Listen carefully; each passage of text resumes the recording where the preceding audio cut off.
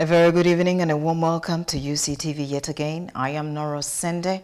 We thank you so much for staying with us on UCTV News. Tonight we are starting off on a sad note with Rubaga Hospital that confirmed the death of Mohamed Segirinya, a member of parliament for Kawempe North, at exactly 10 minutes past midday today. He passed away after battling prolonged illnesses linked to his imprisonment and alleged torture in 2021. His health has significantly deteriorated over the past few months. Segirinya, known for his energetic political career and social media presence as Mr. Update, represented the National Unity Platform. He was first elected to Parliament, thus in 2021, after defeating 9 candidates that were very strong opponents. Now born in 1988 in Masaka district, Segirinya, originally named Richard, converted to Islam and adopted the name Mohammed. His political journey began as the Lord Mayor of Kawempe, that's the Kawempe North, that's in 2016, under the Forum for Democratic Change. He later on joined NUP, winning the Kawempe North parliamentary seat. Now, Segirinya faced multiple arrests and charges, including allegations of murder, leading to 17 months in detention at Chitalia prison. Following his release on bail in 2023, his health continued to decline. Despite treatment in the Netherlands and Kenya, he could not fully recover. In 2024, he announced plans to seek re-elections in 2026, but his health challenges persisted. He is remembered for his dedication to representing Kawempe North and his lively presence both in Parliament and online. Is that your maiden speech? Thank you, Right Honorable Speaker, for giving me this opportunity to say something ever since I was released from Kumikado. Right Honorable Speaker, I'm raising a matter of national importance concerning with rampant NUP abductions in my area, that's none other than Kawempe North Constituency.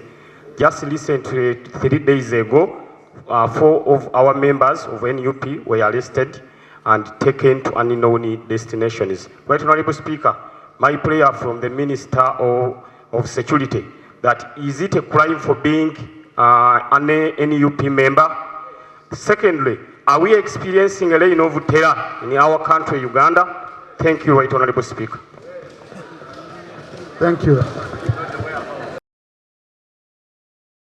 The Africa Union Extraordinary Summit, also known as CADP, or the Comprehensive African Agriculture Development Programs, that has been officially opened at Munyonyo Commonwealth Hotel today. Now, in her opening remarks, the Prime Minister, Honorable Robina Nabanja, has urged African member states to consider a number of recommendations, including policy reviews about food security, investing in advanced research to ensure a continental agricultural achievements. There is need for policy reviews for food security and nutrition. Number 2, investing in research for improved seeds and livestock. Number 3, we need to consider disease control. Number 4, investment in irrigation and mechanization is a must to mitigate climate change and enhanced production. Number 4, in order to align the African population, we need to mobilize them for production, productivity, and profitability. As Africa, that's number 6, we must remain focused to the fact that regional trade has the potential to back regional and national development, and that it can lead to greater economic and political cooperation. Avoid trade barriers. We need each other for development. We must take advantage of the African Continental Free Trade Area, which is about 1.5 billion people, COMESA, ECOWAS, and the East African Community, and stop exporting raw materials and add value to our agricultural products, such as coffee, cocoa, tea, milk, to mention but a few. Why not export finished and blended products from Africa? Why not? Uganda, we are privileged that all our concerns are being addressed in this declaration. We intend to commit resources to our agricultural sector, to increase agricultural production and productivity, create employment for our people, and industrialization. In this CADP arrangement, we also encourage intra-African trade. As you are aware, most of the African countries import a lot of food from countries that have got only one season. And yet here in Africa, we have 2 seasons, sometimes 3 seasons a year, but we are not tackling our potential. So this concerted effort of African heads of state is to make sure that we provide food and nutrition security for our citizens, create employment, and also industrialize to make sure that whatever we produce, we add value. However, as we look ahead, we must acknowledge the evolving challenge we face: climate change, population growth, urbanization, and the ongoing impacts of emerging global crises. Our vision for sustainable and resilient agro-food systems must be rooted in innovation, inclusivity, and sustainability. We envision a future where, number one, food and nutrition security is realized.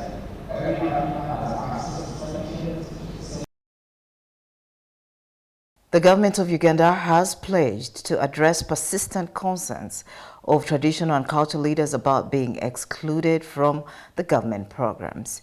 This assurance was made by the State Minister of Gender and Culture, Peace Mutuzo, ahead of the Traditional and Cultural Leaders Conference that is scheduled in January between 16th to 17th of this very year in Kampala. The purpose of this engagement is to inform you about the planned interaction between the Ministry of Gender, Labour and Social Development with the traditional and cultural leaders, due to be held from the 16th to the 17th of January 2025 at Imperial Royal Hotel in Kampala. The National Conference of Traditional and Cultural Leaders will take place under the theme, the role of the traditional and cultural leaders in the promotion of culture, socio-economic development in Uganda. Article 246 of the Constitution of the Republic of Uganda, as amended, provides for the institution of traditional and cultural leaders. The Constitution of Uganda is operationalized by the Institution of Culture and Traditional Leaders Act 2011. The Institution of Traditional and Cultural Leaders Act 2011, Section 9, A and B, stipulates the role of traditional and cultural leaders as to promote and preserve the cultural values, norms, and practices which enhance the dignity and well-being of the people where they hail or are recognized as such, and promote the development and preserve enrichment of the people in the community where they are recognized as such.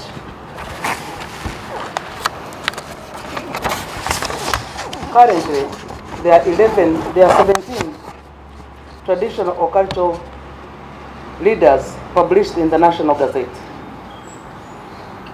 But we also have a number of cultural institutions, may not be published, may not be gazetted, but we recognize them as functional cultural institutions, although they do not have elected or gazetted leaders. They have been persistently concerned by the limitation of the inclusion of the cultural and traditional leaders in the planning and their contribution to socio-economic development. In other words, their contribution is not monetarily quantified to add up to the national development program.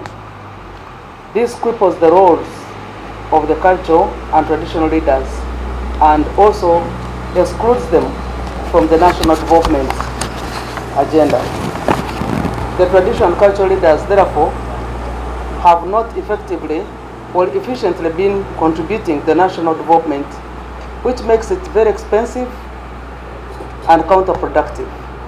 It's against this background that the Ministry of Gender, Labour and Social Development will hold a national conference on traditional and cultural leaders to factor in strategies relevant to the contribution of traditional and cultural leaders towards achievement of Agenda 2040.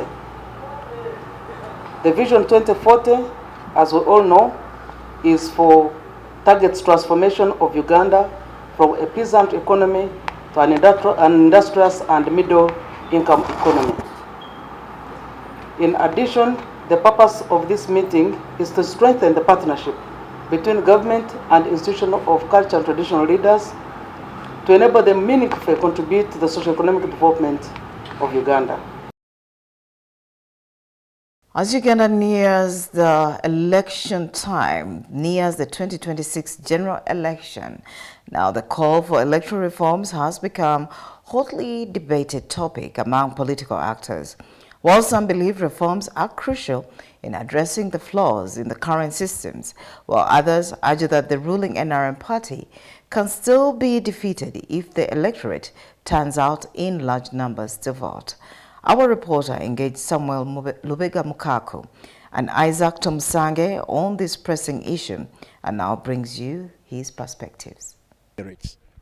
So what we are saying is that we can find time and space now to talk to each other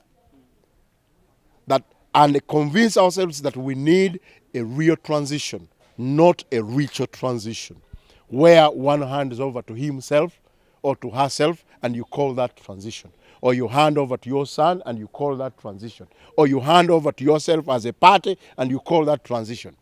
Transition must be meaningful, must be value-laden. I want to say there is no time. These local councils can be summoned in a week. Parliament can be summoned in a week. We have had Parliament going to the north, Gulu, going to Masaka now, going to every. You can summon it and we reserve resources to just speak about that in a week or 2 or 3 or a month. So it's not too late because we need to serve this country. Again, the third aspect is what we call the referendum. The people deciding. Many people say there is no money. It's late. Many countries, except Uganda, have had plebiscites, referenda, even on election day, where you frame your questions as people go to vote for Mukaku and vote for Kayemba and Omar and Odong and Kalwanga and Katushabe. They first vote on which way to go as a country on those particular questions. Then the next government will implement them. So we need to see that we use all the available loopholes within the law of the NRM policy to defeat the NRM, whereby I encourage all Ugandans who are there to go and participate in election. Let us start with the youth, registering yourself, start from 20th January to 10th February. We need to do that kind of things. So in that way, we are starting the campaigning of taking over our nation to get it away from the military rule into the civilian rule. And I think it would be in his interest to divert the debate from what we call inheritance from himself, maybe to his son or maybe to his relative. He would like to be big as a statesman. What Mandela did, he's always saying, putting Mandela in high regard. We are only saying we can be partners in making him the real statesman who will go to the annals of the history of this country as a great man. And we are only saying he may choose never to give us any job. He may choose never to give us anything. But he can choose to speak on those real issues and change the debate from the trivialities that we are seeing today to the serious issues. That's the same message we are sending in the opposition. You can say we are removing a dictator, talk about the ship that is at Mombasa, which you don't know who is managing it, who brought it there, who is driving it, what is on it, and talk about real issues. The Minister for Defense and Veteran Affairs, Honorable Jacob Oboth, has announced that this year's 44th Teresita Day's anniversary, the celebrations will take place in the Greater Masaka region, marking yet another opportunity for the government and Uganda People's Defense Forces to give back to the community. The celebrations will be held under the theme Celebrating Pan-African Solidarity and People's Sacrifice in the Struggle for Freedom and Democracy for Socio-Economic Transformation. For us, as Minister of Defense, we are going to do the Tarehe Sita in the Greater Massacre, which has already begun. The Tarehe Sita marks the birth of the People's Army. The celebration takes the form of giving back to the people. And I want to congratulate the people of the Greater Massacre for being so lucky to be chosen for this year's celebration. And we want to thank the people of the Greater Massacre for their strategic partnership with the UPDF. That's the day we are giving back and thanking them. This celebration is usually rotational. The last one we were in Busoga, and the previous one we were in Ankole. Honorable members, we are ready to come to your place. We need your support. Open your doors so that we work together. It is important that the culture of remembrance ought to be entrenched to ensure that at no time should the armed personnel forget that their unflankable strategy should be the support of the population. Likewise, for the people to be reminded of their patriotic duty to participate in the defense of the country as provided for under Article 17(2) of the Constitution of Uganda. The climax of the Defense Forces Week, that is on 6 February 2025, shall be marked in Kyotera District, Kakuto Constituency, Kasasa Town Council grounds. The choice of Greater Massacre is consistent with the consideration made in the 3 previous anniversaries to particularly trace the footprints of all the people's struggle of freedom and democracy. This includes the contribution by the Front for National Salvation, that is the FRONASA, that played a pivotal role in the liberation of the country from the diabolic rule of Idi Amin. Similarly, there is consideration of the great Pan-Africanist solidarity that needs to be celebrated. It is for this reason that this year's Tarehe Sita anniversary will be celebrated under the theme Celebrating the Pan-African Solidarity and the People's Sacrifice in the Struggle for Freedom and Democracy for Socio-Economic Transformation. In celebrating this year's Tarehe Sita, we recollect that on the 5th of February 1981, a group of gallant sons of Uganda led by the father of the revolution, General Yoweri Kaguta Museveni, set out on a mission of launching a protracted people's war. Armed with only 27 guns, they trekked through Greater Massacre with milestone events in Nyendo, Ukarasa, in Kalungu district, through Zimbabwe until the dawn attack on Kabamba barracks on 6th of February 1981. So this clearly demonstrates the historical importance of Massacre as a geographic area. It is worth noting that in the final phase of the armed struggle in 1985-1986, Massacre was the launch pad of the decisive battles before the fall of Kampala. Let's now take a look at today in history.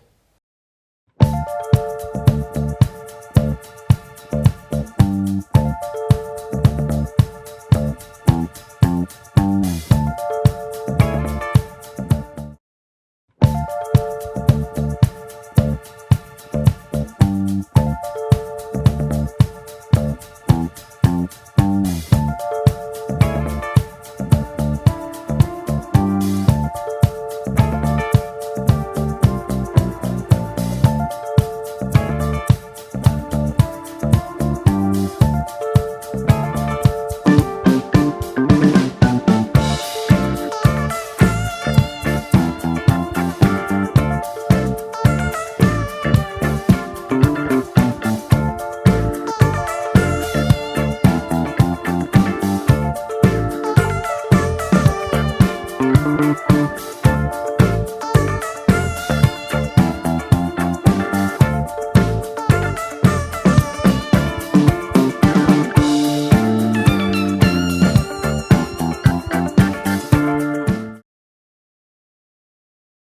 that marks the end of our newscast this evening. It has been nice having you. My name is Nora Sende. I'll surely see you tomorrow at the same time. For now, do take care of yourself and good night.